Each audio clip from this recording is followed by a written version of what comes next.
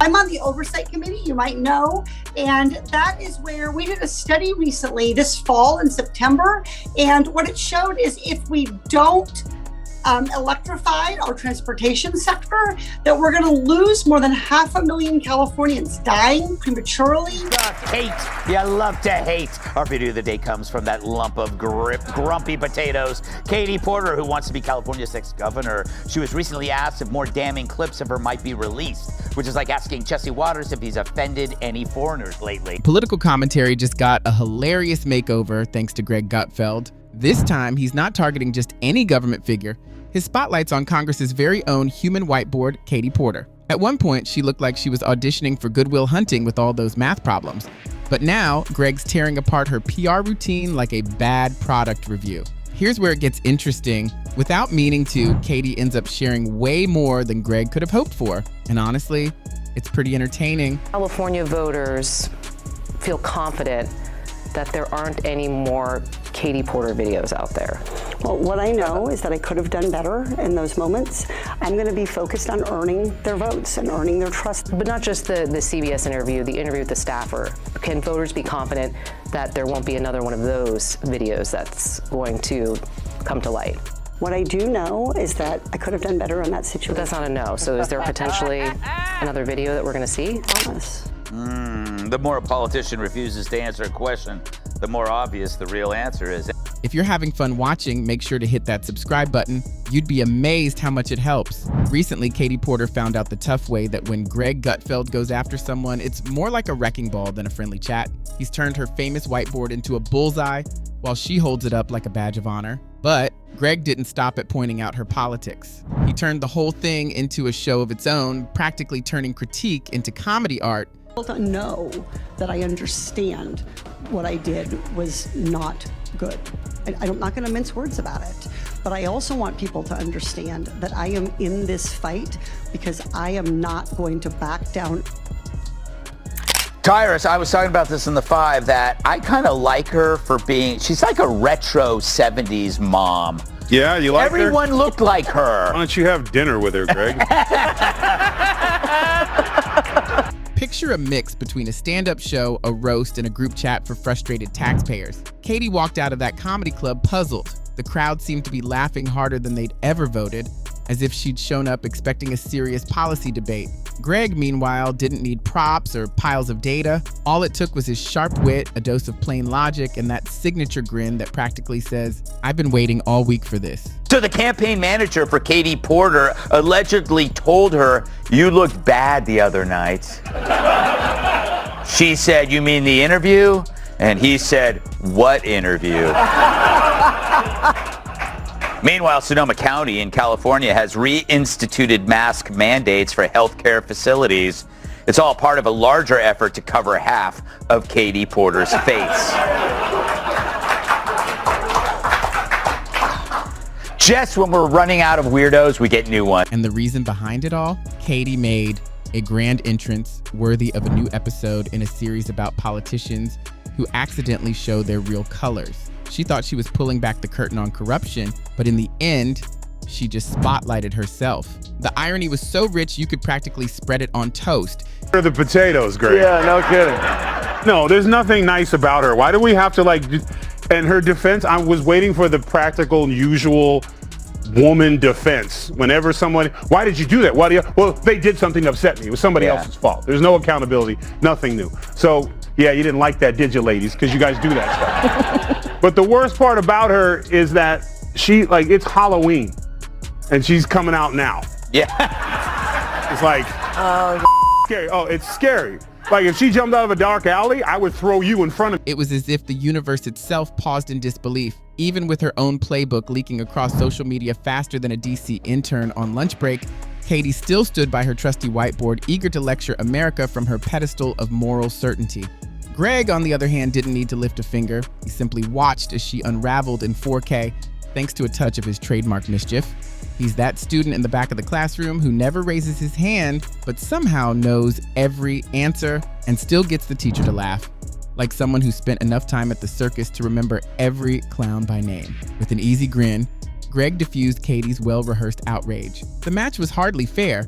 She brought data, He brought doubt. She preached about ethics. He countered with punchlines. By the end, it looked less like a debate and more like Mythbusters Political Edition, with Katie's claims getting dismantled one joke at a time. Her reactions were pure gold, that mix of I'm teaching you about democracy and wait, why is everyone laughing? She had no idea that the audience wasn't applauding her brilliance. They were enjoying Greg's roast, live and unfiltered. So something's off with today's Democrats. Take Katie Porter, who's running for governor of California. She's the left's latest ray of sunshine, and like the sun, looking directly at her will damage your eyes. What do you say to the 40% of California voters who you'll need in order to win, who voted for Trump? How would I need them in order to win, man? Well, unless you think you're going to get 60% of, so you don't I think feel you like this is unnecessarily argumentative. What is your question? Well, to those voters, okay, so you... I don't want to keep doing this. I'm going to call it. You're not going to do the interview with us? Nope, not like this. I'm not. Not with 7 follow-ups to every single question you ask. Greg turned her serious speech into a highlight reel of political irony. Then came Katie's big moment, the kind every politician dreads. You know, the kind where they forget the cameras are still rolling. That's when the mask slipped. Miss Total Transparency suddenly gave off strong please don't check my emails energy. Greg didn't have to go digging for dirt. He just sat back and reacted like someone watching a reality show meltdown in real time. By the time Katie tried to fix things, the internet had already moved on. Screenshots were everywhere, memes were spreading, and Greg's jokes were lighting up the timeline while he smiled like a proud coach watching his team win. He didn't point fingers or make wild claims. He simply made a point. And points last longer than proof, which is the worst outcome for any politician. This wasn't about scandal. It was about hypocrisy, the kind that seeps into nearly every corner of modern politics. Greg's message was simple: never brag about solving a problem when you're still part of it. Katie built her image around honesty, and Greg turned that image into the punchline of a comedy sketch. By the end, her polished reputation looked a little scuffed. And there's this recently surfaced nugget. To air pollution and other problems, and the state could lose. Get out of my shot. I wanted to tell you that that's actually incorrect. It's not that it's electric vehicles, it's that if we don't make the commitments under the Paris Climate Accord.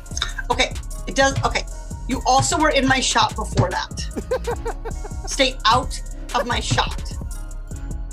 Nice girl. Yeah. No wonder everyone who works for her ends up on a milk carton. If only she could retain staff the way she retains. All at once, every serious lecture started sounding like a punchline. These days, every I fight for the people line feels like it was tested in a focus group before it ever reached a crowd. Greg, one of the few who can make politics genuinely funny, took Katie's famous whiteboard and turned it into a banner, not for transparency, but for performance. Each time she scribbled a number, he reminded viewers that figures can twist the truth, especially when the person holding the marker is a politician. It was sharp, but satisfying, like finally spotting the magician's trick mid-show. Unfortunately for Katie, the timing couldn't have been worse. Election season was closing in fast, and Gutfeld's audience was ready to turn every one of her lines into a meme as social media cheered them on. It was pure karmic popcorn, irresistible to watch. Greg wasn't being cruel, he was having the time of his life, and maybe that's what made it sting. This wasn't outrage, it was amusement. He treated her like a character straight out of a political comedy. Her once serious speeches now sounded like carefully scripted jokes, and her so-called truth bombs came off like buzzwords wearing disguises. Greg ended with a sly jab, pointing out that politicians who insist they have nothing to hide are usually the ones with the folder labeled delete if found. And she's done this before. She has scared everybody in this audience in our childhood. Remember Pee Wee Herman? Yeah. When he was on the road in Texas, Large Marge rolled up. It was that one right there.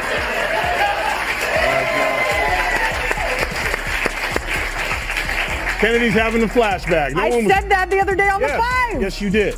Yeah, she just reminds me of Beulah like my Ballbreaker from the mothers Porkies. when I was a kid. Yeah. There's like something very retro about her. But Molly, you know what she has? She has reverse charisma.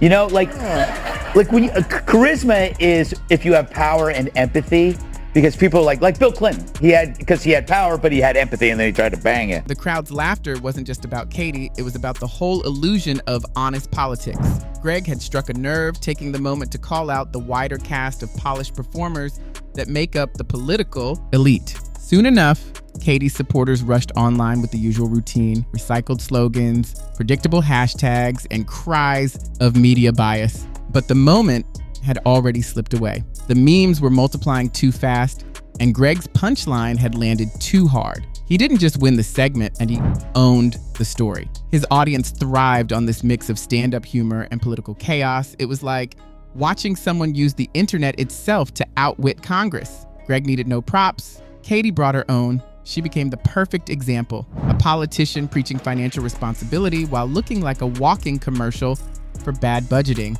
Greg nailed it with one comparison. She was like a teacher who confiscates everyone's phones only to scroll through hers under the desk. It was sharp but fair, because the truth is the internet starts investigating the second a politician claims moral perfection, and once the digging starts, it's almost never pretty. Let's talk about that Katie Porter interview. Right, so if you don't know, Katie Porter, she's running to be the governor of California, and you had Julie Watts, who covers the state of California for CBS, interviewing her. Right, and you had Watts sitting down with this pool of candidates to discuss issues in the state. And for some reason, things got quickly heated between Porter and Watts during this question. What do you say to the 40% of California voters who She freaked when she heard 40%, since that's her level of body fat.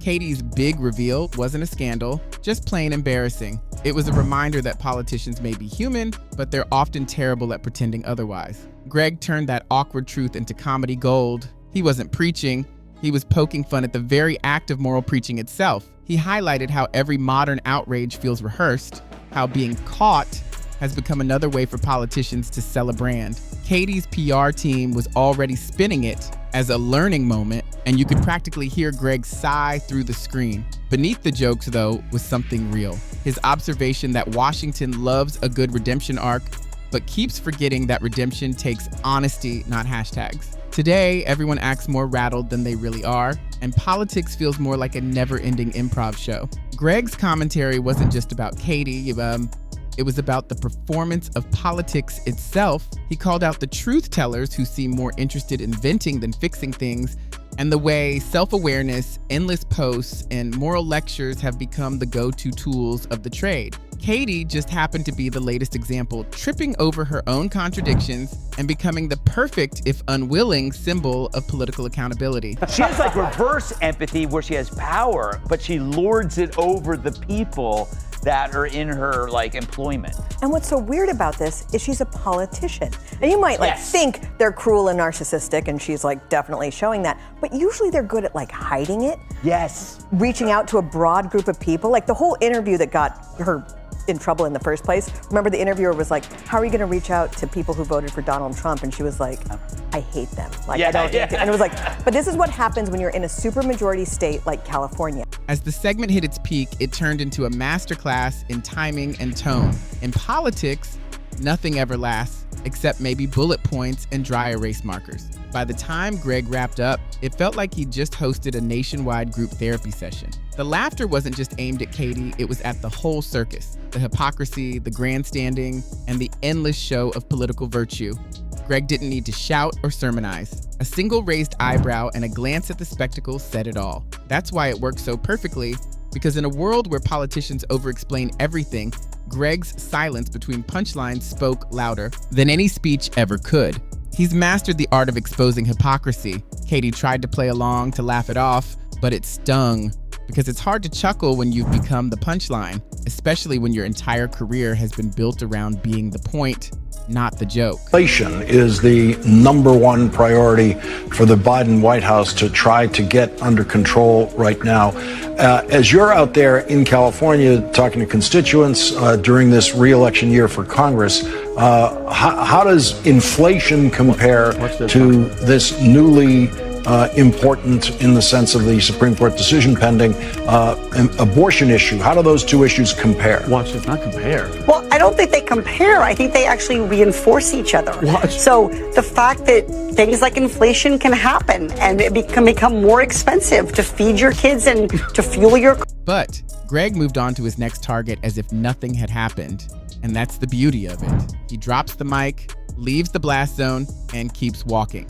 Meanwhile, the week's featured politician tries to gather what's left of their dignity. As the applause fades and the smoke clears, Katie's whiteboard might still be standing, but her credibility about as stable as a politician's sincere apology tour. Greg's roast wasn't just funny, it was a reminder that the louder someone brags about their virtue, the less of it they usually have left. And if there's one thing to learn from this, it's to keep Greg far from your house of hypocrisy, because when he takes it apart, he does it with style. Sure, Katie's still out there writing, lecturing, and whiteboarding her way through the political landscape, but the roast lives on. That unforgettable moment when Greg Gutfeld turned her campaign for transparency into a comedy classic about selective honesty.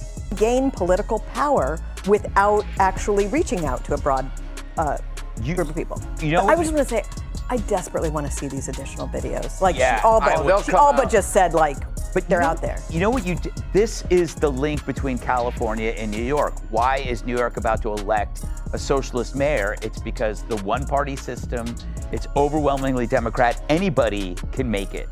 She can make it and he can make it. That's what they have in common. These single-party things, man, they're dangerous. Well, and also like Trump, right? Like he'll say these outlandish things and everything, and like so maybe she thinks, well, I can be this outspoken kind of larger-than-life personality. But the difference is Trump is funny. Maybe what makes it all so remarkable is that amid the laughter, Greg managed to do something most politicians can't: bring perspective. While others get tangled in speeches and slogans, he reminded everyone that the way someone reacts to being exposed often reveals more than the secret itself. Katie's moment wasn't catastrophic. It was human. Yet, in Greg's hands, that humanity became a mirror. A mirror reflecting both her flaws and the public's growing fatigue with the grand performance that politics has become. That's what Greg does best. He holds up that mirror with humor sharp enough to cut through pretense. He doesn't just roast, he reveals. And when he does, the result isn't just entertainment, it's clarity wrapped in comedy. Katie thought she was teaching lessons with her whiteboard, but Greg turned the whiteboard into a symbol, one that displayed not equations, but the irony of selective transparency. He didn't storm out in triumph, he simply moved on, leaving behind laughter, reflection, and a faint sense of truth that no press team could erase. Because Greg Gutfeld isn't merely telling jokes, and he's showing America what political theater looks like when the curtain slips. He's the rare voice who can turn a heated debate into something that feels both like stand-up and a public service announcement rolled into one. In the end, Katie Porter exposed her secrets, but Greg revealed something much bigger. The performance itself, the act, the endless show of self-righteousness that defines modern politics. And while politicians scramble to rewrite their scripts, Greg just keeps smiling, reminding everyone that honesty doesn't need a whiteboard, only the courage to laugh when the truth walks into the room.